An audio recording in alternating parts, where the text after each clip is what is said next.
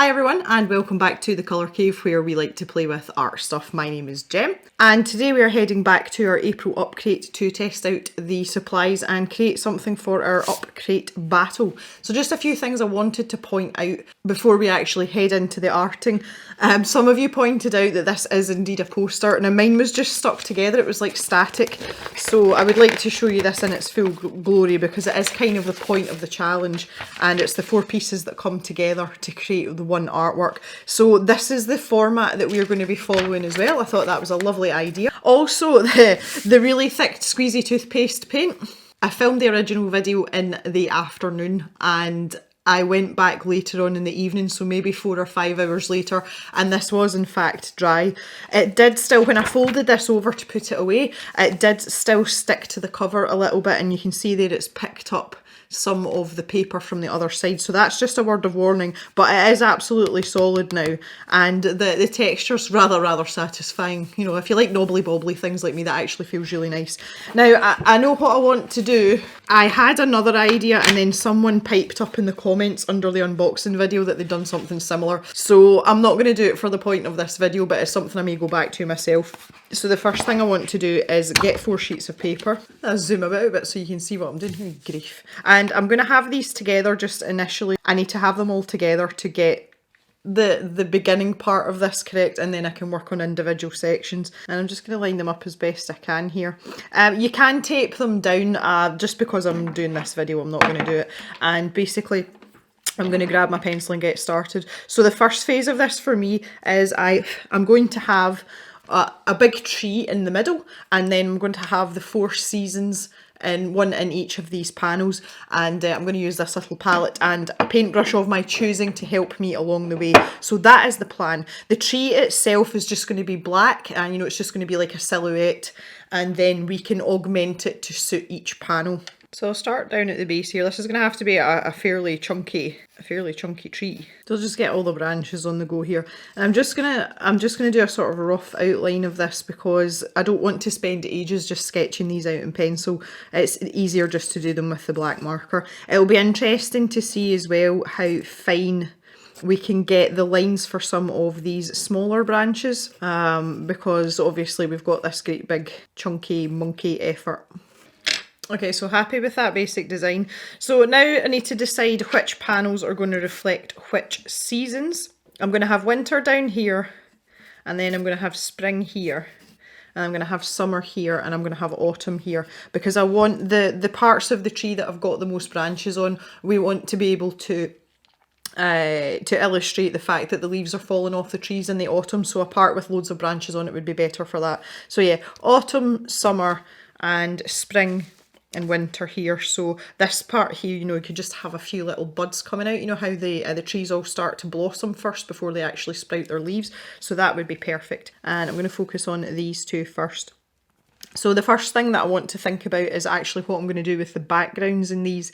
And I think that really we would want some, when I think of autumn I don't think of clear skies, and that's probably just because I live in Scotland. So I was thinking in the winter here we could have this as almost like a nighttime scene, and that would let us put some snow down.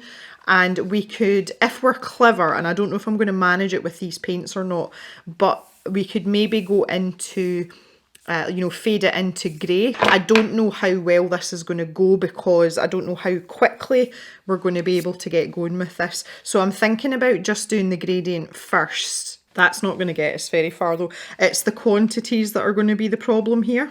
And also the fact that that is leaving marks. Oh boy, I think I've got my work cut out for me here. Why did I agree to do this? Okay, I think we're going to have a bit of texture in our sky. That's okay. But we can build up on top of this. I'm actually not overly concerned, and that looks like a fairly moody sky, to be fair.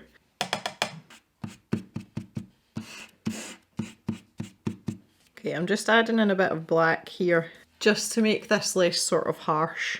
Okay, I'll zoom in a little bit now. I was a wee bit far out there. For this one, I think I'm just going to keep the black watered down.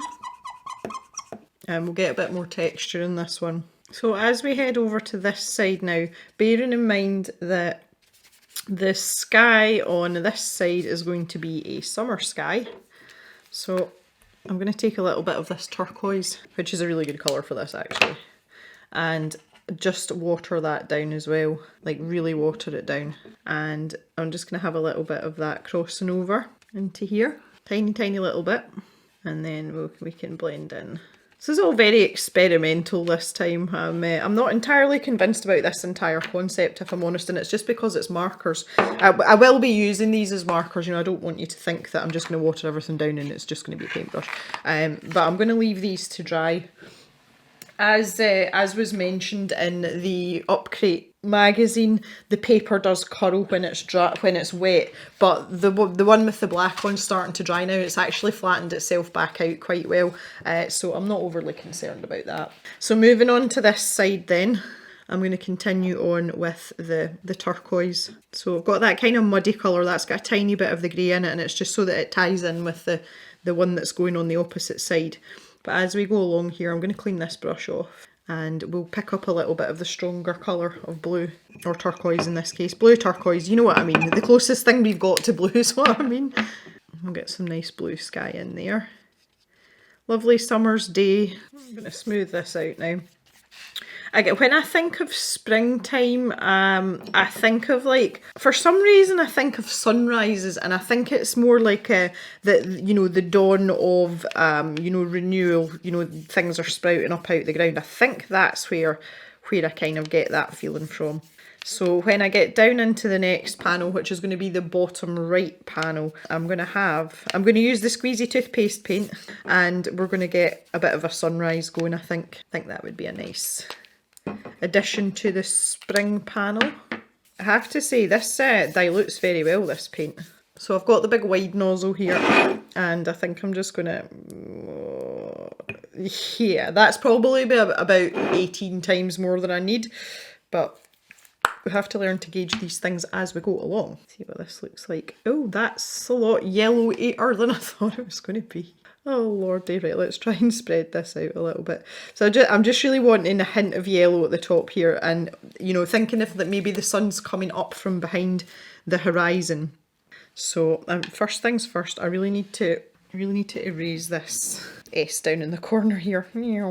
So I will use the squeezy tube to put some texture in at a later stage. For now, I just want to kind of block in this background, so we'll make that the sun there. Okay, and there is our spring panel. So that's us, we've got all our backgrounds done, we're off to a good start. So I'll leave those to dry for a wee while, and then we can get fired in with this absolute bad boy of a marker, because that is going to be the next step. Righty ho ho, we are all dry here. We're a bit curly around the edges, but we're dry. So the next step I want to, obviously this bit's going to be a little bit different because we've got black here, but not to worry, we will deal with that. So I'm going to start on the right hand side, just because I'm left-handed, it's easier for me to work right to left. These are the two areas here. So I'm going to use this chisel to my advantage here. Just start putting out all my branches. Now, as I mentioned, this is going to be a silhouette, so there's nothing that exciting going on here really, apart from the fact that I'm just gonna block in my branches. So I'll try and keep this short. What a pretty branch.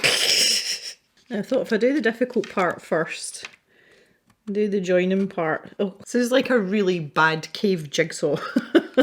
Now, I quite often do this with paint as well, and I'm actually going to use these marker strokes to my advantage to create a little bit of texture. So I'm not that bothered about streak marks, you know, I don't need absolute, you know, solid block colour here. Okay, looking fairly good there. Oh, this is very methodical, there's something quite therapeutic about this actually. Okay, which way round am I? Make sure picture's the right way round. So I have to join these two up now. And my main concern here is making sure, I've just put my finger in the wet paint. Excellent. My main concern is making sure that this top part still looks as organic as possible. So I'm just going to kind of work in this in tandem, try and deal with my curled edges, just tie them together. Okay, I'm quite happy with that part at the top, so I can pop this one out the way now. It's a big ass tree. Now I can just see my pencil lines here, they've kind of disappeared in here a little bit. This is obviously meant to be some sort of bough of the tree here. Maybe I'll make it a little bit knobbly bobbly, just for fun. Maybe there's a bit of a knot there. Does this look like the same tree? It kind of does, doesn't it? Yeah. Okay, I'm happy with that. Now if I bring this bottom section down here, now I just want to smooth out, you can see that my black line here is quite jagged. It's a bit too jagged, although obviously the shape of the trunk isn't going to be uniform. I just want to make this a bit easier on myself. Now I'm going to have to match this up again. Now this is where the actual strokes from the marker are really helpful here, because this is going to sort of blend into this black sky, which is fine, but I'll actually be able to see where the marks are that I've made on the paper, and I'm going to kind of use that to my advantage. So I'm going to draw that line down there and into the foreground, so to speak. And then I'm just going to get on filling all this in. There's my little scrap of paper, there it's there. So because the grain of my mark making has gone in different directions, because obviously with the paintbrush I was going this way, whereas with the tree trunk I'm going up and down. Although it's black against black, I'm able to see where one part starts and the other part finishes. It's kind of frustrating as well, because you do have to kind of wait and see how it's going to dry. And I'm deliberately leaving this textured like this, and again it's just so that it's easy to differentiate between the tree and the sky. If I take a wee zoom out now, and piece this all back together, just so that you can see where we're going. This is a mighty tree. Mighty, mighty tree. You still can't see all of it. I'll move it down a wee bit. Oh. Okay, you're nearly all in the picture there. That's as much as I can zoom out. So you can see we've got this great big tree, and you know, it's towering away above us off into the distance at the top there. And now comes the fun part, because now we work on each individual panel and we can work on our different colours and get these seasons looking like seasons. So if we start off with spring, I'm going to use this, I can zoom back in now, you feel as if you're miles away. I'm so far away. So I'm going to use the little pink marker, which seems to be contaminated because I was testing it out on black. So I'm thinking about the first bloom, you know, when the branches, kind of like the way it is here in Scotland just now. We're kind of past that stage a little bit, but to begin with, there's no actual leaves on the trees, and we've just got these. Oh, that seems really watery. What's going on here? Yeah, we just have these little budlets, is what I feel like calling them. You know, before the leaves have actually come out. So if we just mark them with dots, and I'm doing the green first here. So it's like the very first hint of spring. And then down the bottom here, I just want to fill this in with this pale green. Again, it's at the stage where the grass isn't at that lovely lush stage. It's just the very first sprouts that are coming through. That feels really uncomfortable, that paper. Ew. Let's just try and get this filled in. I need a scrap of paper. I need another scrap of paper. And now I'm hoping these have dried fairly quickly. No. Okay, not dry. Have to wait, Gem.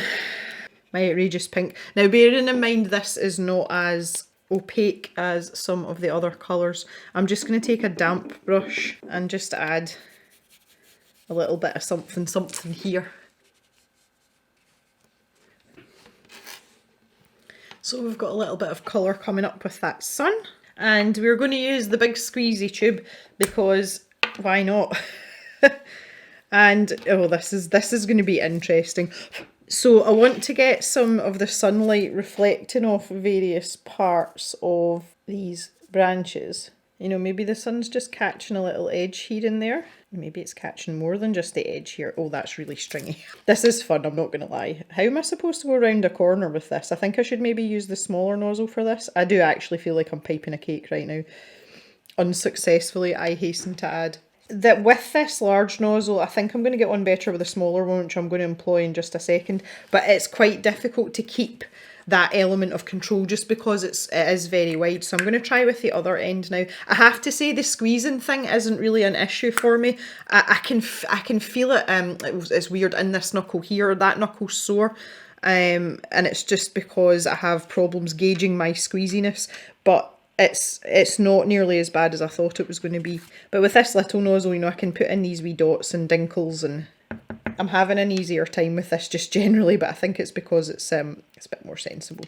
Let's see, we'll get a little bit of texture in here, why not? Okay, so I've put some little splodges on the grass down here, and I'm just going to take a damp brush now and just in front of the sun there, just give that a bit of a a smooth in, a wee bit of a reflection there. I know grass isn't very reflective, but I'll add in some more of those little squishes once that's dry as well. Right, I'm hoping my green's dry. Whatever tree this is, the buds are, the flowering buds on the leaves are neon pink. Don't judge me. Don't judge me. I think that's about as close to spring-like as I'm going to get for this section. I'm not sure about this at all, but it's all good, clean fun. Why not? Or slightly messy fun in this case. Is that the right nib for it? Yeah, it is. And I can set this one off to the side now to dry. Now we all know where this one's going. This is just going to be a lot of leaves. I'm going to get to work. And I'm going to build these up in layers because we want that lush feeling that, you know, they're heavily laden leaves. So this initial stage is just really a first. Well, that's exactly what it is. It's an initial stage. There will be much more to come. I have to say the paint flow is quite consistent, obviously, because I'm doing a very tedious thing here. That's something that you tend to notice, and it's holding up pretty well. I do feel that the paint is separating quite quickly. You know, as I'm going along here, after I've given it a shake, it gets waterier and waterier, and I've got to go back and shake it again. But apart from that, the actual rate that the paint is coming out of the marker is pretty good. I'm fairly impressed. It doesn't feel dry or, you know, as if it's drying out or scratchy at any point. I think I'm going to put, as if, you know, the branches are coming out towards the front here. But we'll build that up gradually as well. I hope you can't hear my cows mooing, they're very noisy. Okay, so we've got a first layer there and I'm going to carry on. Just so I've got a bit of variety here, I'm going to take the turquoise marker and I'm going to put in leaves just the way I've done with the green ones. And I'm just going to add that in to give us a bit of depth and make it look as if there's a wee bit of shadow. And once I've done this, I can layer up again with the green marker and just make this look really full and luscious. Luscious. Also, don't know why I felt the need to start in the middle, but why not? Because why not? I say that an awful lot, don't I? Okay, so we're looking a bit fuller now, a bit more summery. And if I show you this here, you can see the difference between the two. So I'm hoping this is spring-like enough when you see it in contrast with this panel above. So I'm going to move over this way now into the autumn panel. I was going to try and mix some colours, but I think I'm making things too complicated for myself with this one. So I'm just going to grab the squeezy toothpaste tube and I'm going to use the little nib and I'm going to have some yellow leaves disappearing off here, and I'm also going to use the black marker as well. I wanted just to line this up just to make sure everything's good. I might need to pop just a tiny... This is the kind of fun part of this though. Just a few more there so that we've got that tiny little overlap and we're not completely disjointed, because after all these are coming together. So that's something I haven't talked about yet and I wanted to mention, was why I feel that this is fitting for the Upcrate battle. Most of you have some clue that I live on a farm and we have some animals and we also have crops as well, and every season of the year is very important to us, because without the full cycle and without all 4 seasons coming together, then we don't have the circle of life that we need to grow crops and to feed our animals and also to produce what we produce. So everything has to come together or else it doesn't work.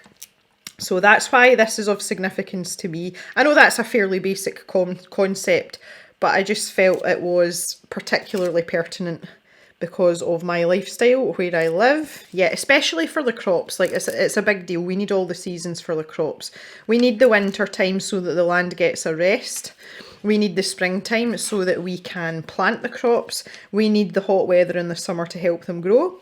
And we need the autumn because we need it to cool down and we need it to be ready to harvest. That's quite often mentioned, the H word. We don't talk about the H word. That's a swear word in this house because it's my least favourite time of year. But anyway, I love autumn, I just don't like harvest. I always say to people that I would take 2 lambing seasons over 1 harvest, and I hate sheep. Okay, I don't know whether that's going to be too much or not enough. I want more leaves falling off than actually on the tree, and I don't know how I'm going to get on with this massive nib doing this, but I'm going to try my best. This is very much an experimental type of piece for me. That's not going to work. Oh, there we go. Right, I found the right angle. So you know, I'm not expecting this to be a masterpiece or anything like it for that matter. This is just more about being creative, embracing the prompt and having fun with it, especially with such interesting supplies as well. We've established we like squeezy toothpaste tubes. Right, I'm trying not to put, I should really have done the yellow paint second. That would, like any normal sensible person would have done that, but this is me we're talking about. So this is not the easiest with this chisel nib. And I'm not even sure that that looks like leaves at all. It would have been nice to have some colour in that, but I'm kind of okay with it. I do feel as if there should be, it looks really bold next to this, it almost looks like a winter scene. So I think I'm going to add in some leaves on quite a lot of these branches. Maybe just the ones at the very, I'm pretty sure it's the ones at the very end that fall off first, but okay, that looks marginally better. It would have been nice to have a warm sort of brown tone. Okay, so if we move down into the last section now, which is obviously the winter section. Now I'm going to employ the white pen here. I might have to do a bit of layering up. I'll get that out of the way. And the first thing I want to do is just soften out this edge here. Now I may have to go back over this, which is fine. And I want to sort of make this a little bit more obvious that this is the edge of this tree. So kind of similar like I did with the springtime picture. Just going to use the white there. You know, there's maybe snow caught on a little branch there, and we don't really know that the branch is there. And again, there's maybe some snow built up on some of these edges here. Now, I was hoping to get some stars in the sky here, but I was going to use the yellow, just so that we've got a bit of variation and it's not all white, but I don't know how well I'm going to get on with this, but I'm going to try. Oh, that one was perfect. It was so tiny. Try and vary the size of these, but I've got to be super careful. So those ones are the stars, and then if we take the white, and even if people can't differentiate between which ones are the snowflakes and which ones are the stars, it doesn't really matter. And just off in the distance here, I'll just maybe stick in a little tree.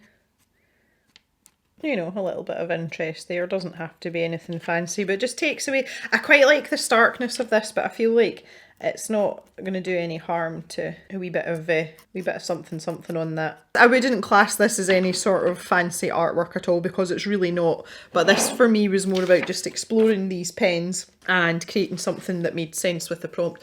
I've got a feeling this is just going to look dirty if I do this, but it's certainly worth a try. So I'm just going to put a tiny bit of black there, and then with a damp brush, just to give me a much more sort of muted shade, like it's almost like a khaki colour, isn't it? And more of a sage colour, I don't know. And if I just grab a round brush, and this is actually a brush that we got in an Upcrate before, so that's good.